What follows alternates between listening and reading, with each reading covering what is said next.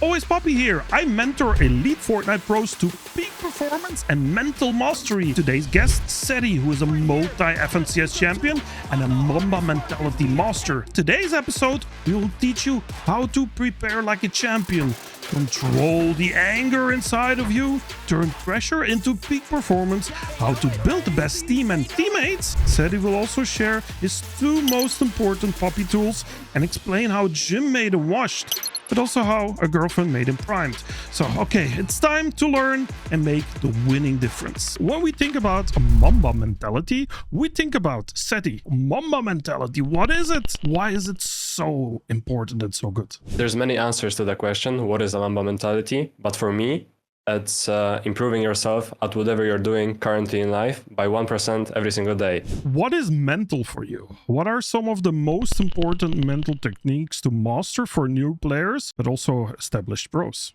The ability to control your focus. If you focus on bad stuff, you're gonna think constantly about bad stuff. You're gonna start to complain, and you don't really want that. Think also controlling anger, obviously, because that can mess you up, especially during a tournament. Yeah, we see that a lot with new players. They have a lot of anger, but also the friends around them. Now, how can they control their anger and focus? The clip just been showed. You smashing your desk. How do you control that? That rage, that anger. Yeah, during early stages of my career, as people probably know, I used to smash my desk a lot. Even after winning, even after clutching a good game, I was just like, there was so many emotions. I just had to burst out somehow. And a couple of years ago, I saw like a video. Basically, if you control your breathing right, it can help with controlling your emotions as well. So before every game, I try to control my breathing. I do the 4-4-4 technique. So it's 4 seconds in, 4 seconds stay, and 4 seconds out. And that helps me ground myself before a game and be present. And that's what's really important for me, to control my focus and control my anger. Okay, I'm gonna jump on that. Now, imagine you have a teammate that is very angry. How can you like cool him down in some sort of way? Because he might lash at you, but it's important to ground him as well. If you know that your teammate gets angered easily, or like he gets angry easily during tournaments, it's important to speak about it after them. Between those sessions of tournaments, because obviously between tournaments you have like a couple of days in between of break. Teach him a couple of those techniques that you're currently doing. Like, for example, after a bad game, just stand up out of your desk, do some jumping jacks, get some fresh air, open a window. Try not to use TikTok too much between games, because then you get distracted even more. All of those small things that you do, they compound and makes it way better for yourself and your team. Not deafening. Deafening, not deafening, triggers 100%. all the other people in the call. Now, Setty, with such an amazing consistency in tournaments, how do you prepare for a major tournament? We have one coming up now, but starting from the days leading up to the tournament to the moment you jump out of the bus, and how you deal with doubt and pressure. So obviously every tournament is different. I have to speak to my teammates. We have to share game plans. We have to share strategies. I have to look at a lot of VODs, a lot of individual mistakes from myself, but also the team. That's where my focus is currently. So a lot of VOD reviews of other good teams, a lot of VOD reviews of my team. I focus on the mistakes that we're currently doing and make them our strong points. And is there something specifically that you do to already get you in the mood? Or definitely like before a tournament, people have nerves.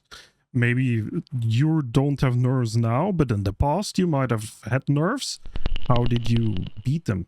Because many people have that. Yeah, I definitely had that before, especially in BL, because it was like very new to me when there was a lot of cameras around, there was a lot of lights going on. But I think I got used to it pretty quickly, and that also helped me during my career, because then when I was on LAN, on my first LAN, I didn't notice them at all. Like, I had zero stress, nothing. It was just like perfect environment, and it made me even compete better, I would say. To give some advice that I use on many LANs is like, I try to listen to some nice music. I try to calm. I'm not really a talkative person when it comes to like being into the week of a tournament. So I try to like be present, focus on the tournament as much as possible. Don't think about anything else. Like during those 3-4 days when we're on LAN, I don't use my TikTok at all. I try to be present. I try to meditate. So I meditate before bed. The day of the LAN, after I wake up, I also meditate. I take a cold shower. Then I put on my headphones, and basically till we're out of the bus and in the arena, I don't take them off. After that, I'm done and ready to go on the stage and compete. Yeah, so the same things people can do at home as well to get them fully prepared in the zone, ready to compete. I like to say this a lot. You can create perfection in imperfect moments. Setty, you are a perfectionist. It's really hard to let things go. For you, it's an extremely hard thing to do. Many IGL struggle with this, where they have to let go for a second, but then recalibrate in order to find that perfection again. Now, in Grants, many times it's just off script, on the go. How hard is it for you to switch on the go? And especially for a perfectionist, how can you conquer this feeling? Because many people, they fully like to be in control, but when they don't have it, they crumble. So as you already said, I'm a perfectionist. I struggled with it a lot and still struggle to this day, but I'm keeping myself grounded and focused on it. So like the first step to do is to basically acknowledge nothing is ever going to be as perfect as you want. So just focus to make the things as good as they can be. Something I noticed also with IGLs, also with you, by the way, your mind is in a race. It's going and going and going. It's like in an upspeed tempo, thinking about all the scenarios. Is that something to do with perfectionism as well? And what can you do there? I think it is. I think it actually is. And I noticed that sometimes I even cut people off when they're speaking, because I try to go so fast, and I kind of like predict what they're gonna say, and I try to cut them off and say the right thing, which is sometimes not a good thing to do. It's better to be a bit slower sometimes, more present, focused. I try to listen to people more. That could help. It's what you do in endgame. Seen it where you just slow down. Okay, let's breathe, and then boom, you go again. Yeah. As a mentor, I've learned you many techniques. I hope so. Many times I call them wax on, wax off moments. What are the 2 techniques that had the biggest impact on yourself? Share with the viewers. First one I would have to say is not my favorite one, but it definitely helped me the most as an individual, in-game, and as a team leader, death clips. I would have to say it's this, and to explain it is basically after every single tournament, I have to go into the replays and check every single death of mine, clip it, also with the voice comms, so if there's any missed comms, that's also a mistake, and find the reason of why I died in that moment and what could be improved. I can't find the mistake in that moment. I try to look for it in the past, so even if I could do something like 5 minutes before that. So I think that's the first technique that helped me the most improve as a player, 100%. The second one, I would have to think about it. I think it could be the schedule. Whatever I'm doing from the moment I wake up till I go to sleep, I have to kind of journal it. That helps me and my mind, and also Pappie, to know what I'm doing in the day. If I could add some more tasks, some more work, if there's anything stupid that I'm doing, so for example, watching TikTok, that also happens sometimes, I would say those 2 things, those 2 techniques. Let's get back to Mamba mentality, because Setty equals Mamba mentality. It's all about embracing challenges. Can you share like a story from your career where the Mamba mentality helped you turn pressure into peak performance? There were many stories like this, but the one that I kind of remembered the most, my first ever LAN event, which was DreamHack Sweden. We went there with BL. It was like a very huge thing for me, because I never competed offline at all. It was my first LAN event ever, and it was solos as well. You couldn't count on your teammate. You couldn't count for your team. So if you did a mistake, it was all your fault. What made it so great, and why I'm telling the story about it right now. First, there was a lot of pressure, and second, the day before the finals, I got food poisoning, and my body was just basically dying that day. And still, in mind, I knew that I have to compete the next day. So that's what I did. I ended up winning this tournament with, if I remember correctly, a tiebreaker with Kami. He was second, I was first. So yeah, this is like one of my favorite moments when it comes to like dealing with the pressure and some bad moments and turning them into peak performance. BL, it has a massive and a positive impact on your career and you as a person. Especially because the people around you at the boot camps, the drives that was there. Describe me how important is that positive impact from people around you, but also which kind of people it's better to avoid. You can see this also sometimes in Discord groups. You have energy vampires. Yeah. But if you think back from the BL times, explain a little bit how it had the positive impact and then in general, how important is it? BL had an amazing impact on me as a player and in my life, obviously, because I lived with the boys for around 3 to 4 years. We've traveled a lot together. We lived everywhere together. And I think it's just like the atmosphere of people around you that have the same passion as you and have the same drive. And they want to compete with you at basically anything. So Felix, he was a manager in BL, and he became my brother basically instantly after we know each other, because yeah, we shared a lot of the same similarities, and we loved to compete with each other at every single thing. So even if it was like Fortnite, even if it was ping pong, football, doesn't matter. We competed everywhere, and that made us both strive for perfection and strive for improvement, and made us both better at life. So I think it's like very important to have a person or a team like that that can support you, or a family member or a girlfriend, boyfriend, whoever it is. The other part, obviously, there's a lot of energy vampires in the world. They can be in your friend groups as well, and I had that too. Basically, had to leave the Discord. Bad energy there. So I hate when people complain. So definitely don't want to be around that when people complain. Try to avoid it as much as you can, and don't do it yourself. That's the first step. Because if you do it, then you're part of the problem. Being at the top can be a lonely road as well. Going back to Elix, you both lifted each other as well, because he also was young, and look at him now with G2, and he kept growing and growing as well. So I always loved that brotherhood of you two. Now there's another brotherhood. After 5 years, the longest streak in Fortnite history. The end of an era. The most iconic duo, Kami and Setty, was no more. Now, let's go deeper, like a roadmap on finding that best teammate. How did you experience those 5 years, and what is the key to a successful relationship, the ups and downs, the traps? Because finding and definitely keeping a teammate might be one of the hardest things new players experience. So let's start from the start. How did you and Kami met, and how did it evolve? And bring us in. When I decided to do it with Teak, he invited me to this group chat where Kami was already in.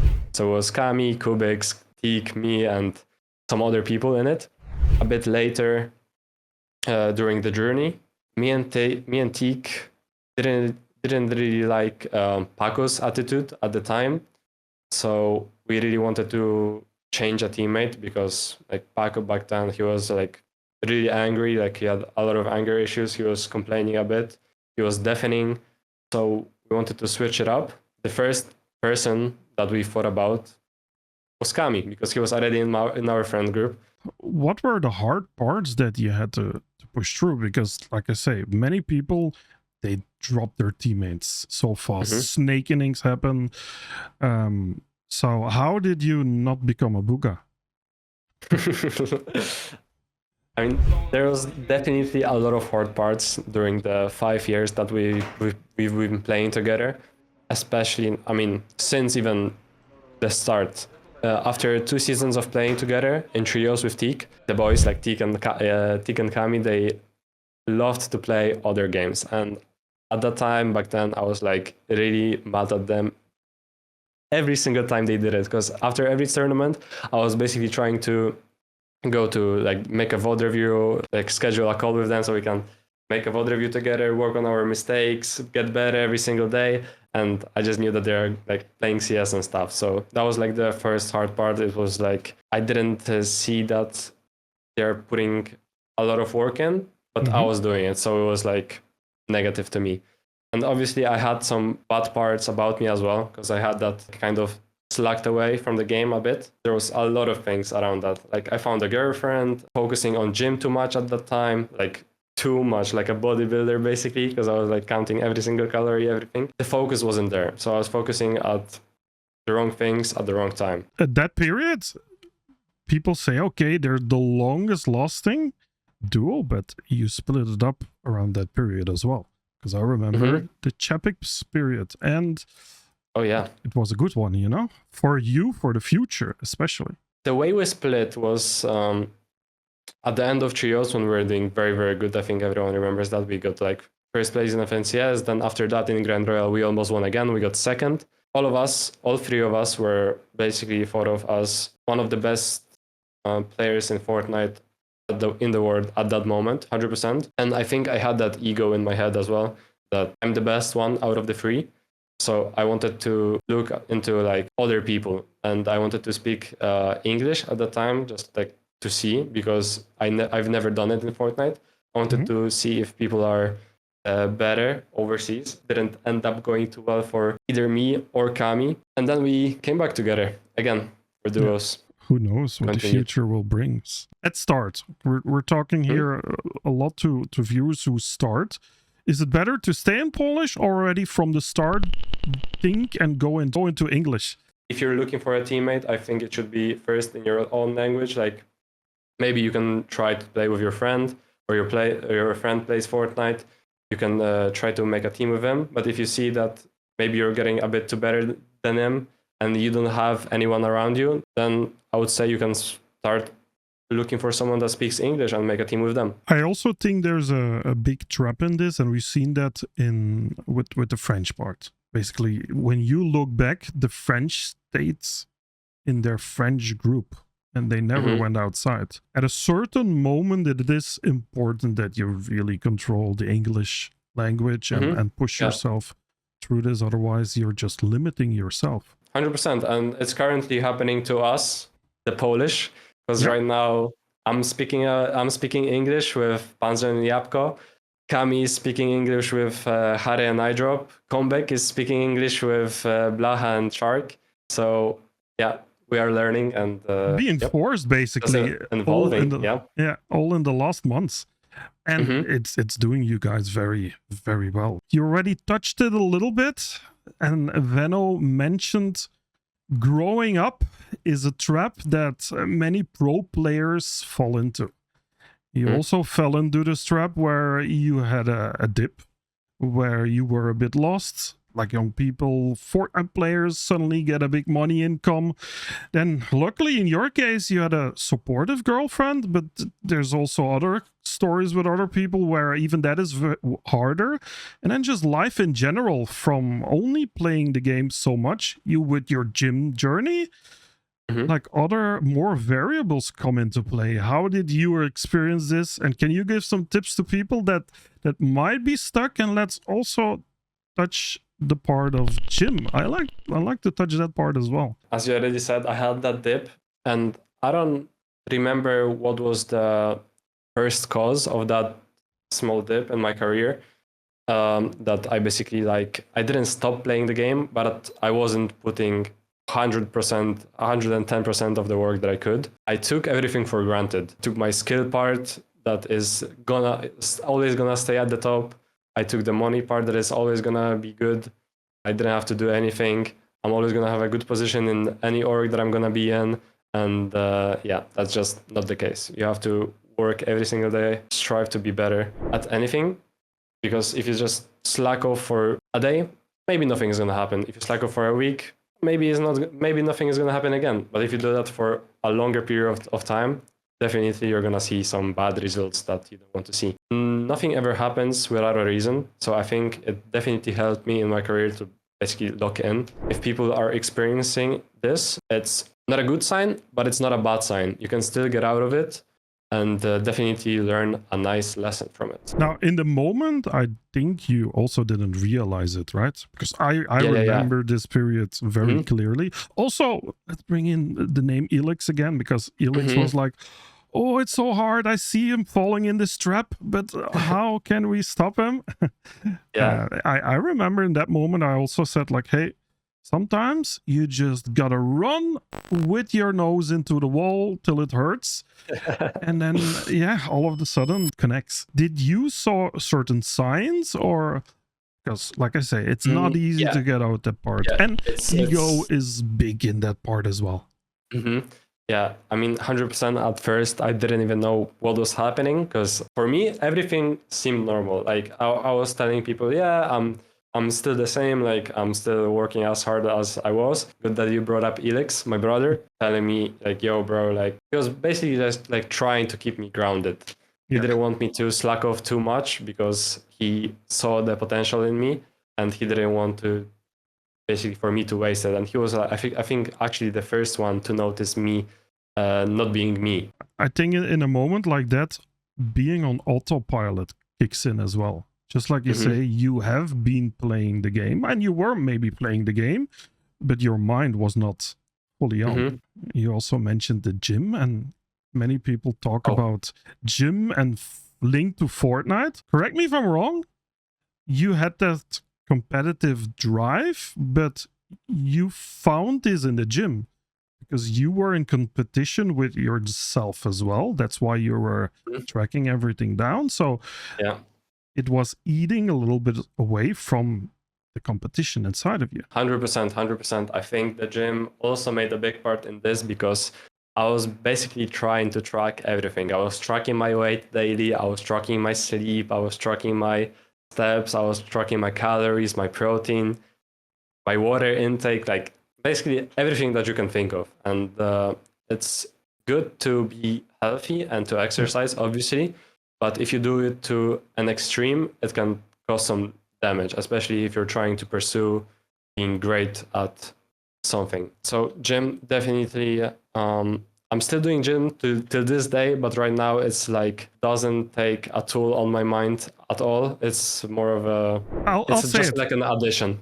I use you now with others as an example because now your gym gives you energy. You get energy to put in your Fortnite journey and to become that Mamba mentality, that better version of yourself every day. So gym for me is in Fortnite very good when it gives you energy, not when it drains you fully out. How can you protect the next generation with something of a story or what they really need to focus on to not make a mistake? Maybe you made a mistake in your life that you preferred you didn't make, and you can stop somebody from making this now.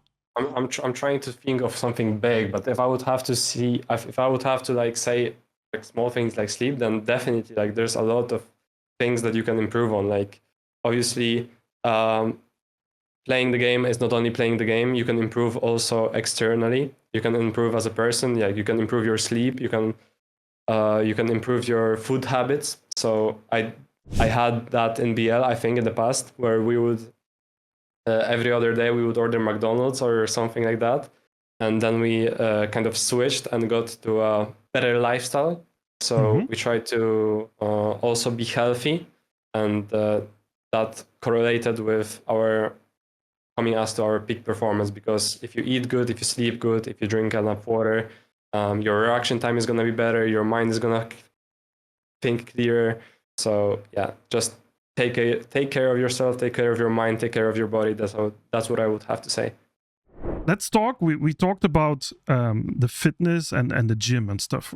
Now, there's another thing in Fortnite terms: girlfriends.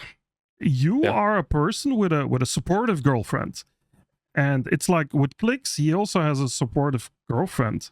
Now, many people think girlfriends, it's not okay. Now, explain me, like in your case, why it's helping you. It's the balance of everything. So to have a person that cares for you as much as my girlfriend does for me is like so great. She basically motivates me to play better every single tournament. She cheers me, she supports me, she's helping me. So for example, like I don't basically have to cook any of my meals. Like she takes care of it. So that's another thing that's off my mind. There's a lot of things that I could name that she does, and to help me be a better person and be a better player. Yeah. Many people, definitely the young generation, they're like, oh, it's so bad. It all depends which person.